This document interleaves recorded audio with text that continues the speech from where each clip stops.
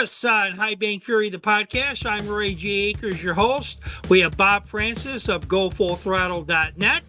And Bob, I'll tell you what, I think you've been enjoying the racing off season as much as you can. I know that you're going to a place this weekend. Tell us in 10 seconds or so where you're heading to this week. Tucson Speedway, just down the road from me here in Scottsdale, is hosting the Turkey Shoot race this weekend. So there'll be short track racing on the quarter mile oval down in Tucson on Friday and Saturday night. We're looking forward to being there. Well, it should be awesome. And in the silly season, we're going to start right off with the controversy. As we know, NASCAR is in the lawsuit. I really don't like talking a whole lot about the lawsuit because I think that they're ultimately going to have to do some compromising, and I'm going to be vanilla in this, and I'm just going to say both sides. I don't think either side's going to get everything they want, and but one of the things that are happening is spillage, and some of the documents that have come out. I really thought that the document release would put out way more than what it has, but it looks like some of the NASCAR executives have kind of honed in on one of the longtime racing owners in the series, Richard Childress, and they've done some name calling. I'll put it up on the screen. I'm not really going to say those same words myself, but some of the things that were said, what did you think about some of those things that were said? Well, in a word, unfortunate. I, like you, Roy, I'm not real comfortable getting into, and I certainly don't want to referee, this side or that side. I think it's not good for the sport. And I just keep going back to the judge's words months ago, which was both sides, you should really consider trying to settle this out of court because it's going to expose the discovery process is going to make a lot of things public that neither side probably wants public. And we're just seeing the tip of the iceberg here with this Richard Childress controversy.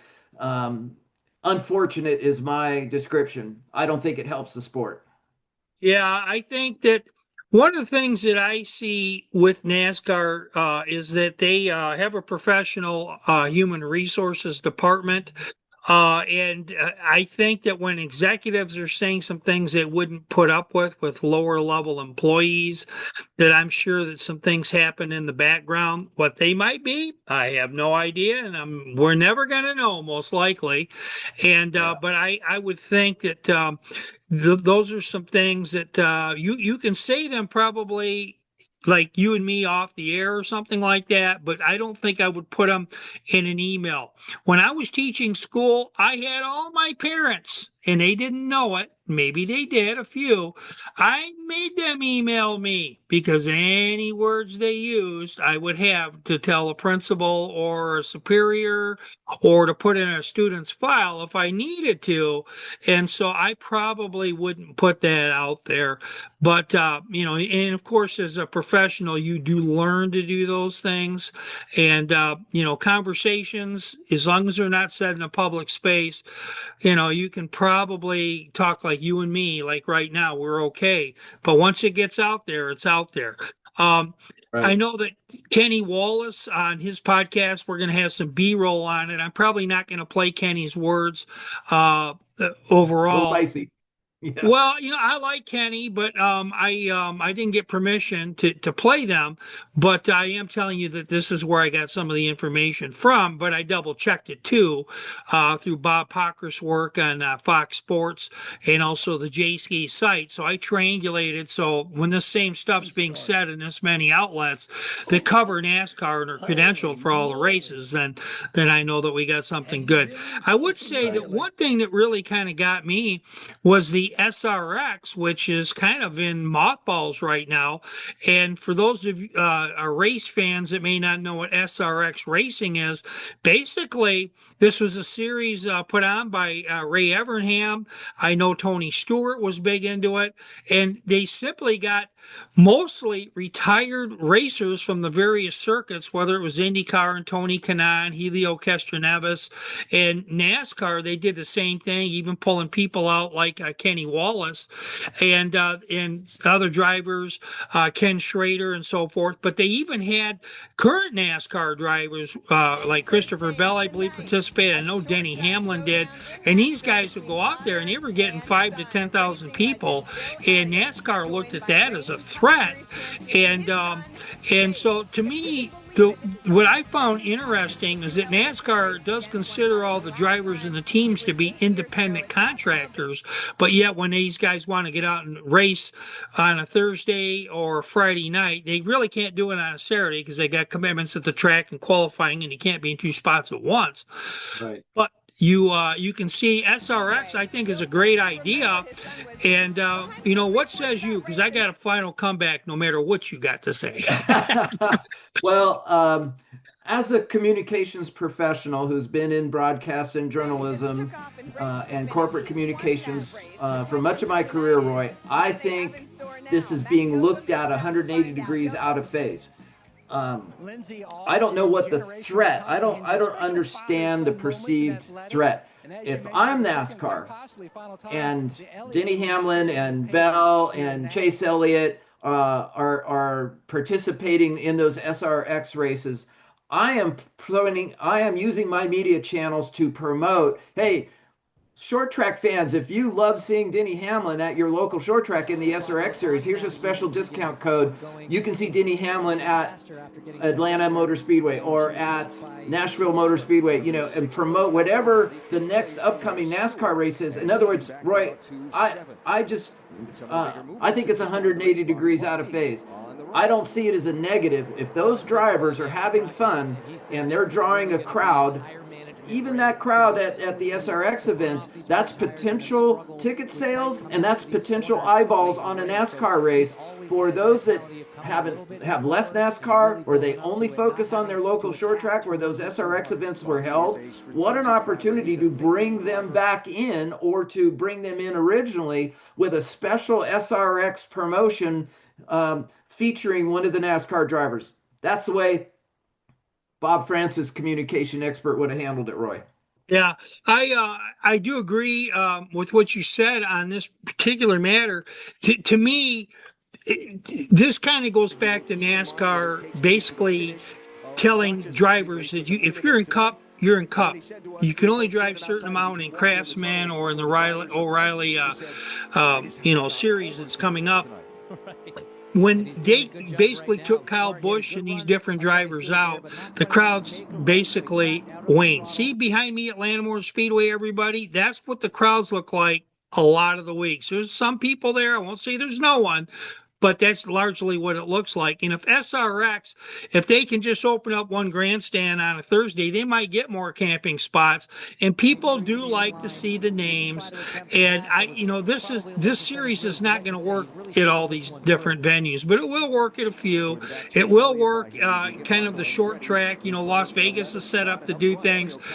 There are a few tracks that are set up to do these short venues and they work out very well. Las Vegas did very well. How did Texas do? I didn't make it last year. How did Texas do with High Limit? Texas was great. There was a huge crowd. And Roy, that just reinforces my viewpoint of this is 180 degrees out of phase. Look at how many fans Larson and Bell and Stenhouse Jr. brought from the dirt track back to NASCAR. So the crossover, whether it's SRX or high limit racing in the sprint cars, the door goes both ways. NASCAR just needs to be smart enough of how to appeal to those fans with a discounted ticket offer or a special weekend package to make sure that they also visit the NASCAR race. Yeah, it might even be a free or just a cover charge for a concert that they might have. So, after the races are over that night.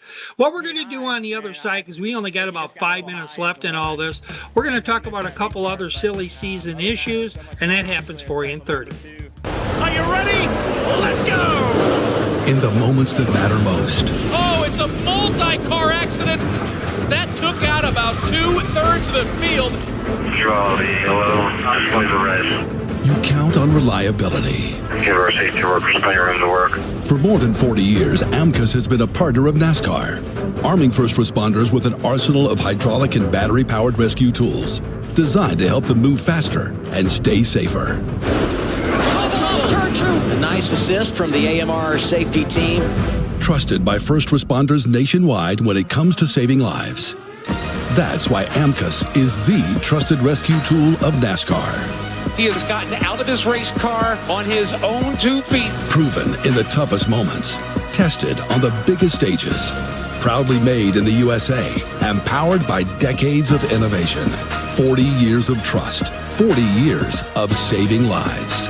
Built for rescue. AMR safety team, super quick as they always are. Built for precision. Really good job in traffic. Built for victory. Absolutely dominates this race. Let's go, fella! Awesome job!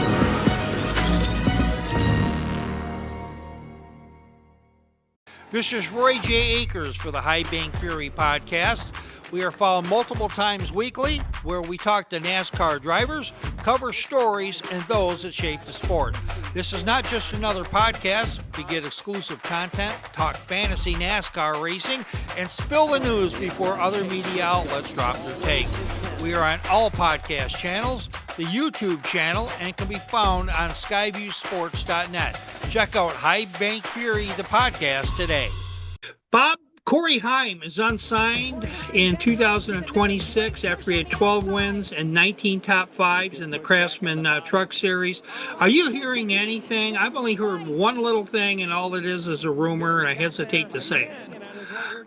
I've not heard anything that I am willing to put out there in the blogosphere or on our podcast, Roy, because I haven't been able to confirm it yet. I do know this. Toyota has a very sophisticated driver development pipeline. And they lost a few drivers that they invested a lot of money and a lot of years developing, and who went, did not immediately get a ride in one of NASCAR's 3 top series. And then they lost those drivers who then jumped ship and went over to Chevrolet. And now we have Dodge coming back into NASCAR in the truck series. So I think that's really the big question here with Corey Heim is if there's not a seat available today, they better find one fast, because that driver, that young guy is obviously extremely talented. Yeah, I hope he gets that opportunity. The only thing I heard, and I hesitate to say it, but I understand that there is a running feud between Corey Heim and Ty Gibbs.